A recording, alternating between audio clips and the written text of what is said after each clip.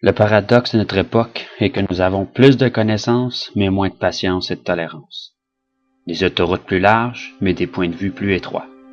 On dépense plus, mais on a moins. On achète plus, mais apprécie moins. Nous avons de plus grandes maisons, mais des plus petites familles. Plus de commodités, mais moins de temps. On a plus de diplômes, mais moins de sens. Plus d'éducation, mais moins de jugement. Plus d'experts, mais plus de problèmes. Plus de médicaments, mais moins de bien-être.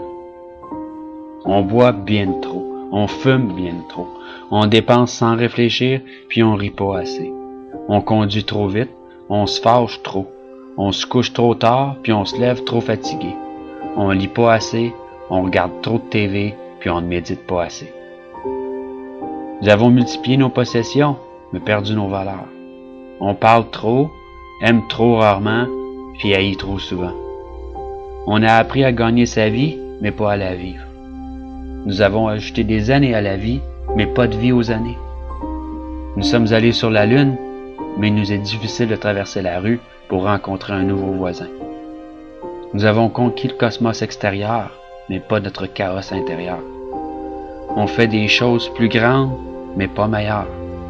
Nous avons plus d'hygiène, mais nous avons pollué même notre âme. Nous avons conquis l'atome, mais pas nos préjugés. On écrit plus, mais apprend moins. Nous planifions plus, mais accomplissons moins. On a appris à se stresser, mais pas à patienter. Nous construisons des ordinateurs pour retenir plus d'informations, produire plus de copies que jamais auparavant, mais nous communiquons de moins en moins. Nous sommes à l'ère de la restauration rapide, mais de la digestion lente. Des grands hommes, mais des petites personnalités. Des profits records, mais des relations superficielles. Nous sommes à l'ère de 2 revenus, mais avec plus de divorces. Des maisons plus fancy, mais avec des foyers brisés. Nous sommes à l'ère des courts voyages, des couches jetables, des basses mœurs, des nuits sans lendemain, de l'obésité et des pilules qui font n'importe quoi, de donner du pep à endormir, à tuer. Nous sommes à l'ère des showrooms bien remplis avec des entrepôts vides. Rappelez-vous de dire « je t'aime » à votre partenaire et à vos bien-aimés. Mais surtout, pensez-le. Une bise et une accolade soulageront un mal lorsque sincère.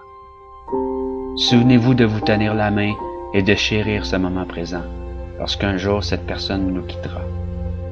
Prenez le temps d'aimer, de parler et de partager vos pensées précieuses. Et n'oubliez jamais que la vie ne se mesure pas au nombre de souffles que vous prenez, mais par les moments qui nous coupent le souffle.